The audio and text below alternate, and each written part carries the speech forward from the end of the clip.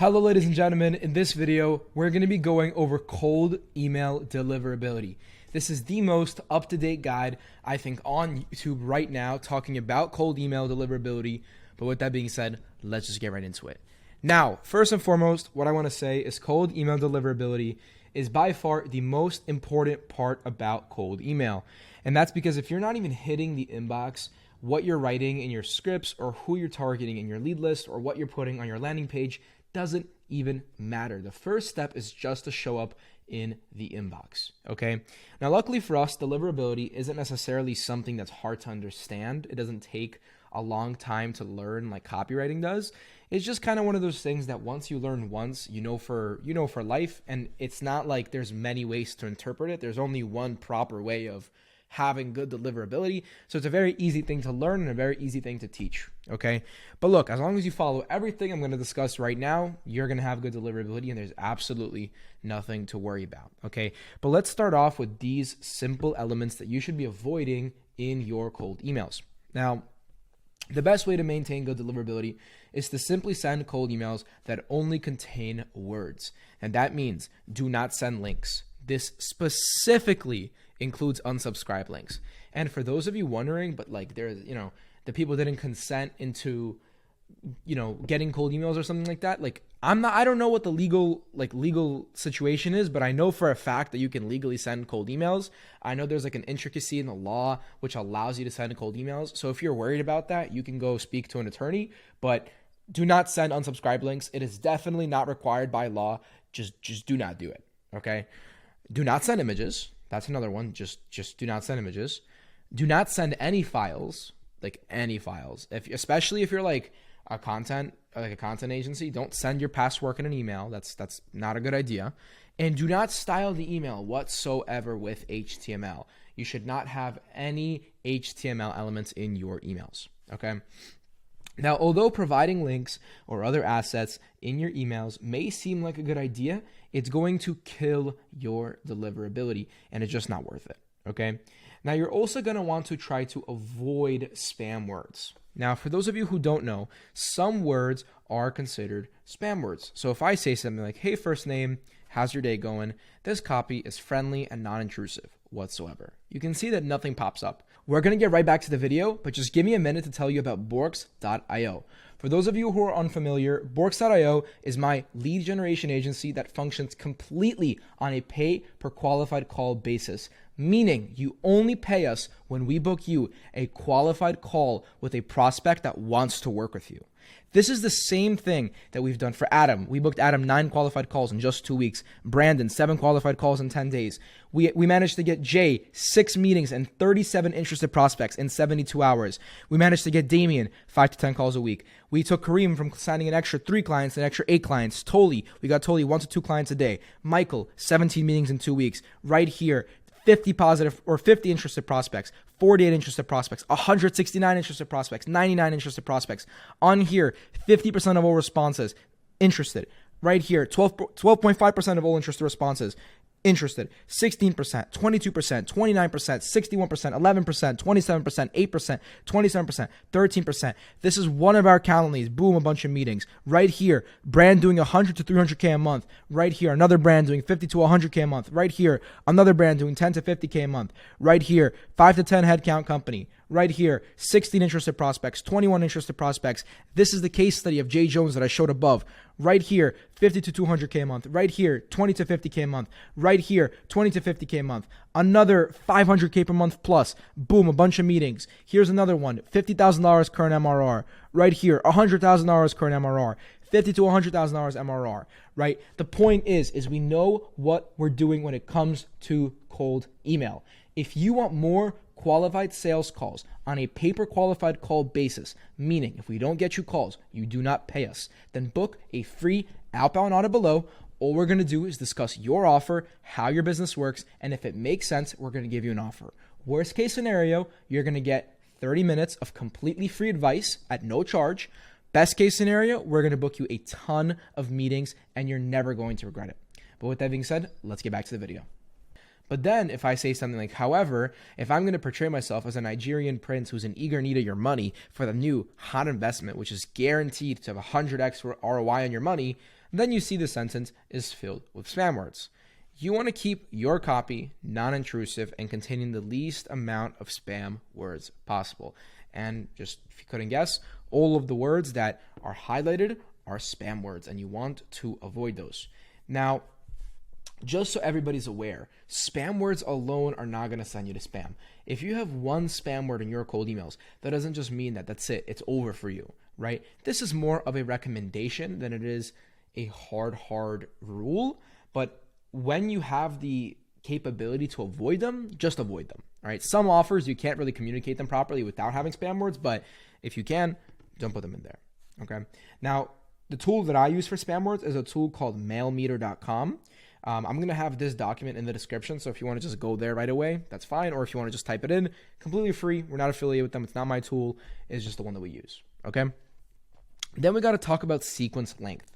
Now, sequence length is one of those factors most people don't really consider when doing cold emails. Now, sequence length doesn't directly affect your deliverability. Like, it's not like emailing the same, address sets off like some sort of alarm or something, but it's more about the result of emailing the same person several times, okay? Now, if you keep emailing the same person who has on several occasions ignored your emails, it's pretty common sense why they might start reporting you as spam. Now, being reported as spam for an email is probably the absolute worst thing that can happen to you.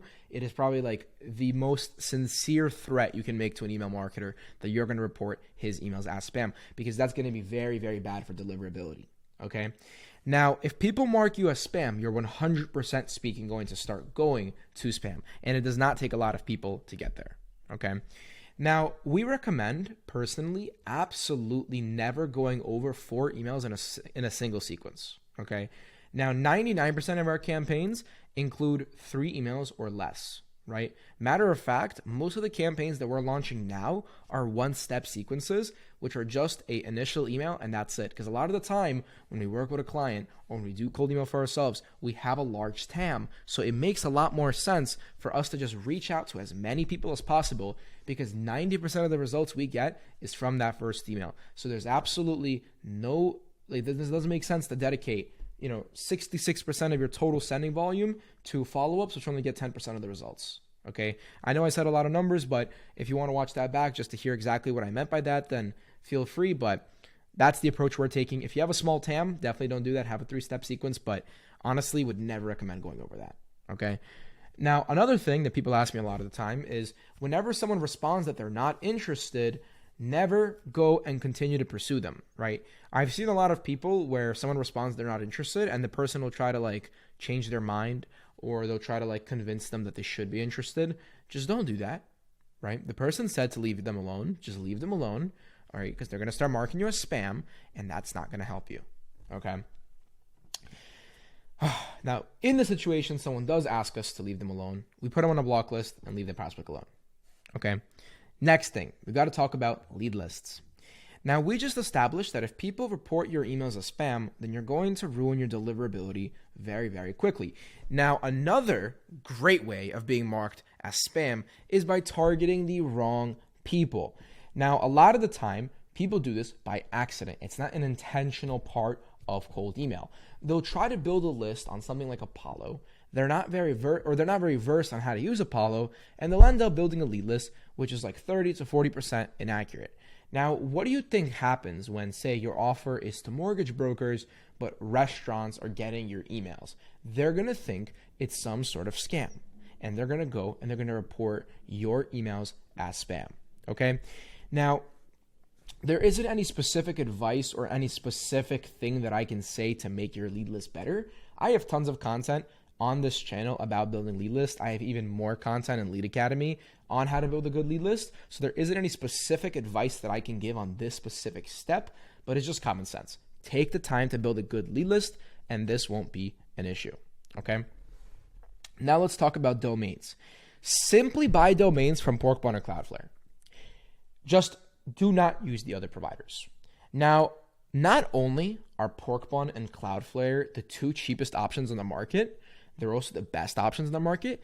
And I just do not understand for the life of me why people use Namecheap, why people use, not Porkbun, GoDaddy, they're proven to have issues with like how the domains get registered, and there's just no benefit of using them. They're not cheaper, they're not faster, they're not more convenient. They literally are none of those options. So just use Porkbun or Cloudflare. Okay, we use Porkbun. Just do not use anything else. Okay. Then we have sending infrastructure. So far, everything we've discussed is a controllable aspect of cold email, right? This means that if you're aware of it, you can physically just do the right thing. Now, sending infrastructure is one of those things that you cannot control. If your provider is just simply bad, then you simply cannot do anything about it, okay? Now, there's two categories for when it comes to email infrastructure. There's public infrastructure, there's private infrastructure. Public infrastructure refers to the big companies that run ESPs, which are email service providers. That includes Google, Outlook. That used to include Zoho, but Zoho is not good for cold email anymore. But long story short, it's all the big companies that offer email services, okay? Private infrastructure, on the other hand, are companies like MailScale, companies like Inframail.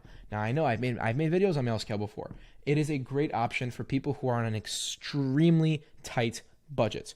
But right now, if you're trying to set up a cold email system the right way and you do not want problems, please go with Outlook. Do not use an Outlook reseller either. There's tons of resellers like the Mail Supply, Inbox Automate, tons of other providers who sell Outlook accounts for very cheap. The only right solution is to use regular Outlook accounts, not bought from GoDaddy, not bought from anything. Outlook accounts bought from Outlook.com. $7.20 per email account per month. Should not be $1 more or $1 less than $7.20 per month. I say this with a lot of emphasis because we have spent so much money and so much time and made so many mistakes trying out different providers, different infrastructures, different resellers. Do not do it. Just use regular Outlook accounts. Okay. But anyways, moving on. Now, the next thing we got to talk about is checking deliverability. Now, if you are suspecting that you have bad deliverability, this is how you can find out for sure. Now, checking deliverability is not easy. There's not like a magical metric that you can just look at and know whether your deliverability is good or not. Now, a lot of you might be thinking to yourself, how about your domain reputation score? I want everyone to understand right now that is an imaginary number. The domain reputation score is virtually an imaginary number. I have no idea what that means. I've never seen it be accurate in my entire cold email career. For all I know, it's an imaginary number that these these sending platforms just make up and display based on some internal variables that they have going on. Okay. Now, they're an absolute terrible way of judging your cold email deliverability. In fact, I've seen dozens of situations where people have perfect domain reputation score, and in reality, they have 0 out of 10 deliverability. Okay, so I would completely disregard that number. The only real way to see if your deliverability is good is by doing an inbox placement test. Now, we personally use MailReach, right? If for those of you who are unfamiliar with an inbox placement test, we'll go over exactly how that works right now. But basically, you get an inbox placement code. That's this right here. And then you get a list of recipients. You write an email off one of your cold email domains and you send it to all of these different recipients and you include this code somewhere in the email. And what that does is it's going to actually deliver those emails into an inbox and it's going to show you where your email landed. Now, in this example right here, you can see we have 10 out of 10 deliverability because obviously we run a cold email agency. We know how to not go to spam, but as you can see, it'll test it on 5 different Microsoft accounts and 5 different Google accounts. And the concept here is this is the only real way to see deliverability because you're looking at all of the possible options. You see Google Workspace with smart features, Google Workspace without smart features. You see Office 365, right? You see all of the possible different situations and they account for everything. So you know that if you have a 10 out of 10 MailReach score, you are hitting the inbox, okay? Now, obviously, the higher score, the better. If for whatever reason you have maybe like 8 out of 10 or 9 out of 10, it's not anything to be super worried about, but just know that that's around when your domains are probably going to start going to spam. Now, another thing that I will mention is if you didn't realize already, these are all marked as professional inboxes. These are not regular consumer inboxes. Now, what do I mean by that? A lot of you guys have a Gmail account. Maybe it's like your first name, last name at gmail.com. Those are free email accounts, consumer level email accounts. If you know cold email, if you know anything about cold email, you know you're not supposed to email those accounts. This right here is only to professional inboxes. If we were to do a test to consumer inboxes, we'd probably have a terrible delivery score because it's extremely difficult to email consumer inboxes rather than professional inboxes. So, whenever you do these tests, just make sure you're only sending it to professional inboxes. And then last thing I want to talk about this is pro tip. Whenever you're doing an inbox placement test, only test professional inboxes. Do not test consumer inboxes. And also, when writing the actual test email, right? Because you have to, when you do the inbox placement test, you have to actually write an email. Actually write an email. Actually put a normal subject line. Actually put real copy. Make sure that copy looks like your actual cold email. Don't just write completely different emails. What this is going to do is it's going to give you the most accurate result. What you actually include in the email for an inbox placement test will influence how the inbox placement test goes for obvious reasons. Okay? If you're going to write in the inbox placement test that, hey, I'm a Nigerian prince looking for your money, it's going to go to spam even if you didn't mess up your settings. But if you write in that same email, hey, Janet, just curious, do you know if the printer is fixed in the break room? Then it's going to go to the inbox. It's the same email account. Okay? So make sure you put real copy and make sure that, and this doesn't apply to the inbox placement test, but if you're ever trying to email yourself, like on a test email, make sure that if you have the same recipient name on the email account that you're sending off and the email account's receiving your email, just know you're probably going to go to spam. Now I'm going to repeat that because we actually had someone in Lead Academy have this issue today. If you're sending an email from an email account to another email account, which has the same recipient name, okay, then your email is going to go to spam due to phishing, like privacy features. So if you're doing a test email in Smart Lead or Instantly, make sure you send that email to an email account which does not have the same recipient name. But anyways, that's the end of the video. I hope you guys got a lot of value. I hope you guys enjoyed the video. At the time of recording this video, I think we have around 1,325 subscribers. So if you did enjoy the video, please like and subscribe. I legitimately notice every single person. But with that being said, until next time.